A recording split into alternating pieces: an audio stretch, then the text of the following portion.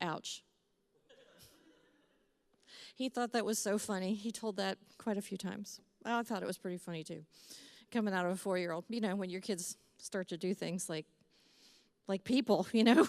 So it's pretty funny.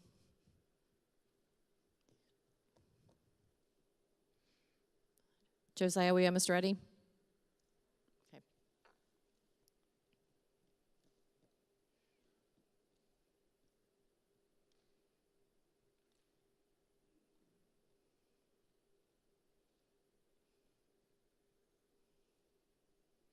Okay.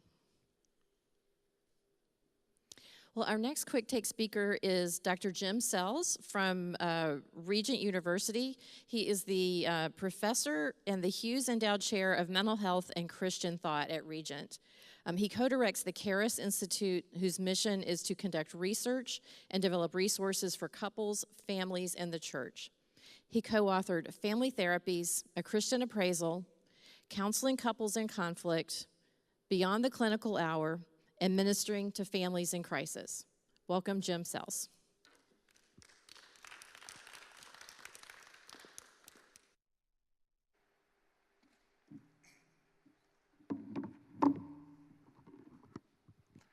I'm really glad to be here and to talk with you in a succinct, fast way. So that's the goal, and here we go. Can a picture change your life? And this one did for me. 6 years ago, 2018, I'm driving through Anderson County, South Carolina. My son is at a soccer camp, and I've got nothing to do all day but just to peruse the neighborhood. I drive past this church. Small country church on a rural highway. It has an insignificant place in the world. That sign prompted me to stop. Look at that. Of all the things that this church could put on their marquee, it's not the times that their Sunday morning services meet or Wednesday night Bible study, 7 o'clock.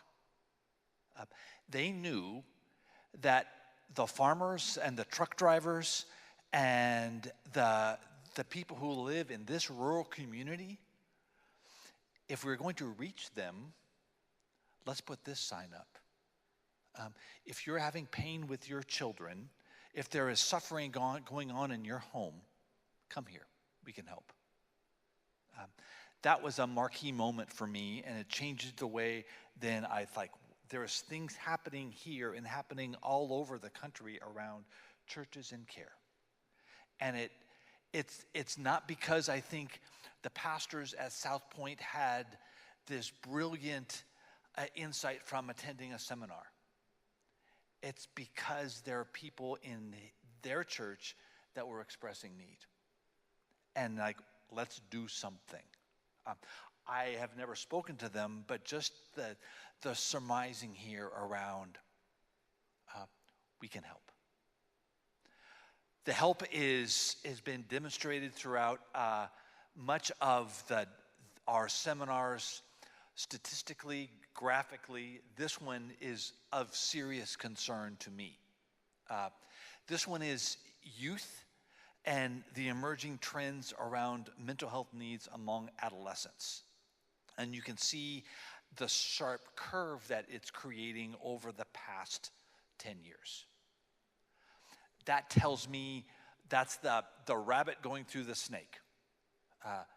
That's where then this group of people, as they become young adults, as they become middle-aged adults, as they become senior adults, that line will follow them through life. And what will happen to the next young generation is really up to us to change this pattern. Otherwise, it will continue to maintain its slope, and that then increases the probability of the mental health crisis growing exponentially. So when we speak about a mental health crisis, and what are we talking about? We're talking about two different triangles. They look like this.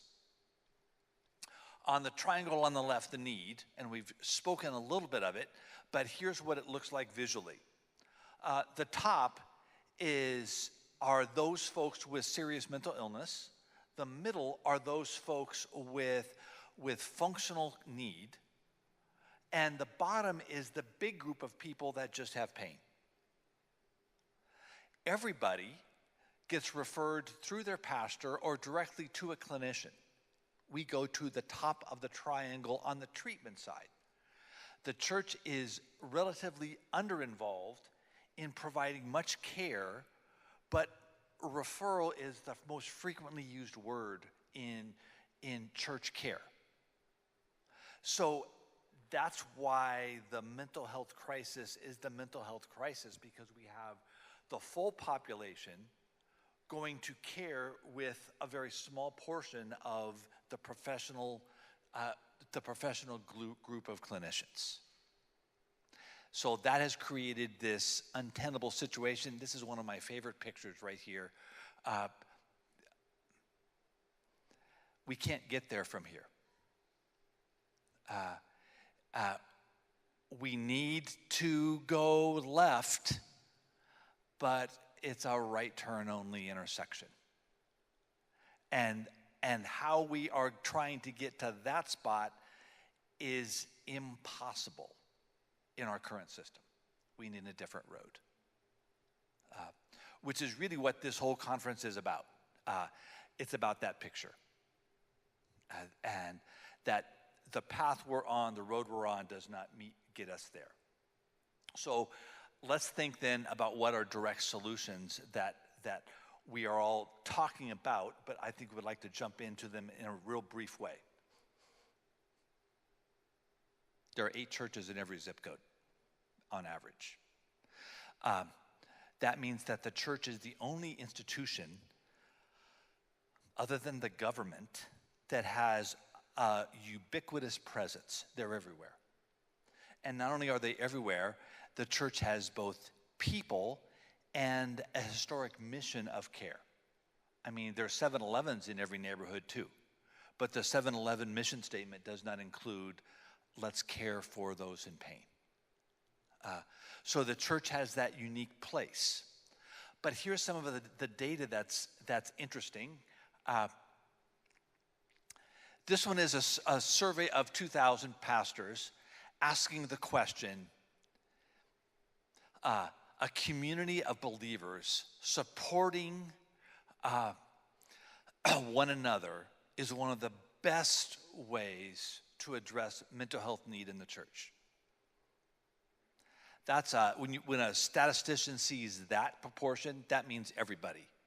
Like virtually every pastor.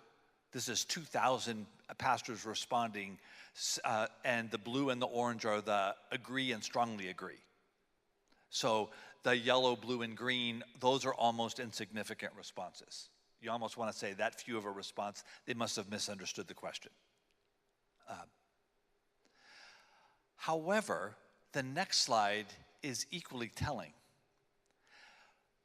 Recall that almost everybody said yes to, that's the best way to do it.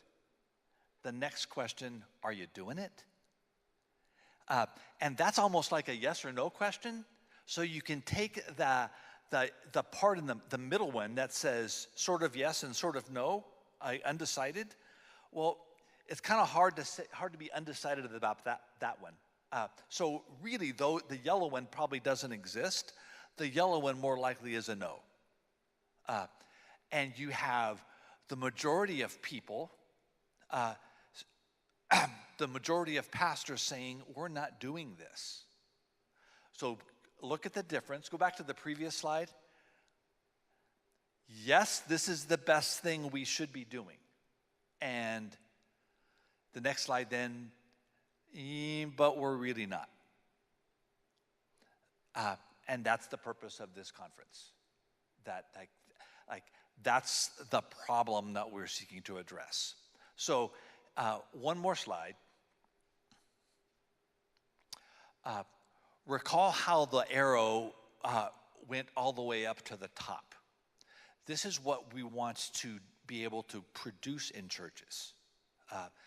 whereas the blue, the serious mental illness, is being appropriately treated by the capable clinician that's been trained to address the severity of that need. That makes sense. And the middle range, those are people that have serious mental needs, but for the most part, they're stabilized. That's kind of like everybody that has been on this stage and said, I know the experience of mental illness, I've been through treatment, and they still are. We still are. And we still benefit from that ongoing support. That's that middle range that says the Christian coach that was described earlier, the Celebrate Recovery programs, the Christian coaches, those that have paid or volunteer substantial training. Stevens Ministries fits in this, where we can walk with you and do incredibly useful things without being in that top tier. And then there's this big bottom group. That's everybody. Everybody needs relationship. That's been produced over and over, a predominant theme that we are all saying. The relationship responsibility exists in the broader church, with the role of, actually, my mom was the best therapist I've ever seen. She was a school teacher. Most of my competence as a clinician came not from the University of Southern California. It came from watching Jenny do her work. If she had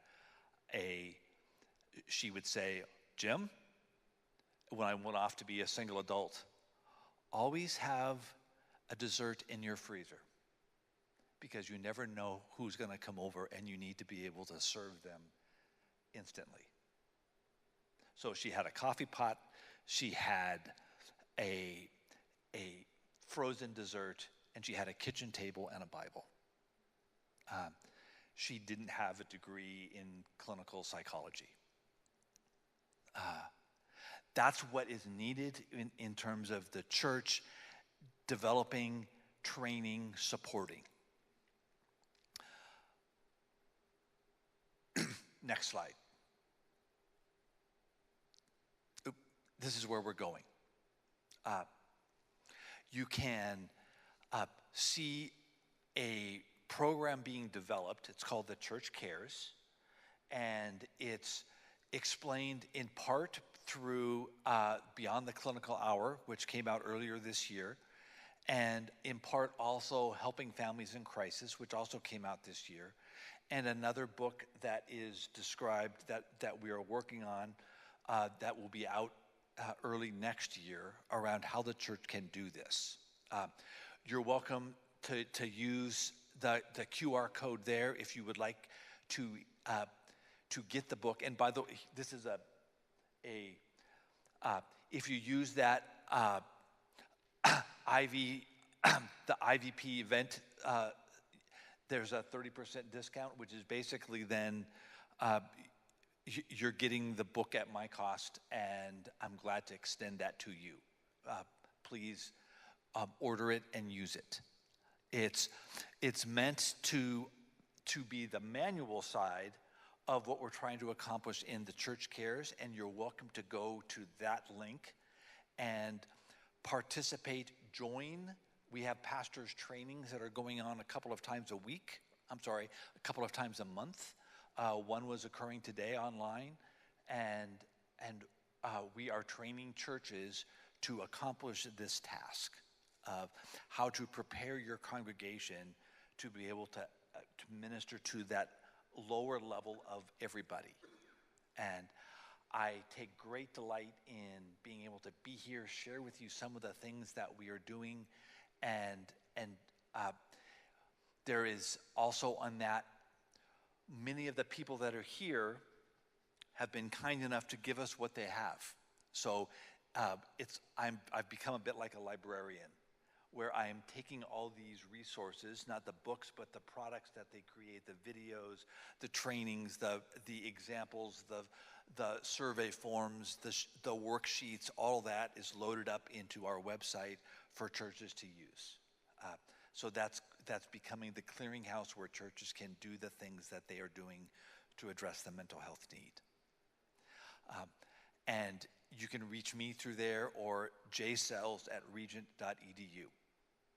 And the fun thing about having an endowed chair is some wealthy, very generous person donated some money to Regent so that my job is to work for you.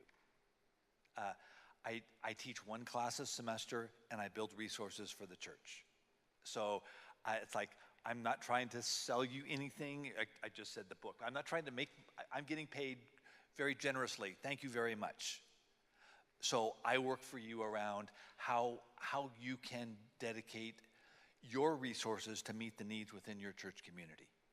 And if you have a question or you want to take steps further, by all means reach out to me. I'd love to talk with you about what needs to be done. Thank you.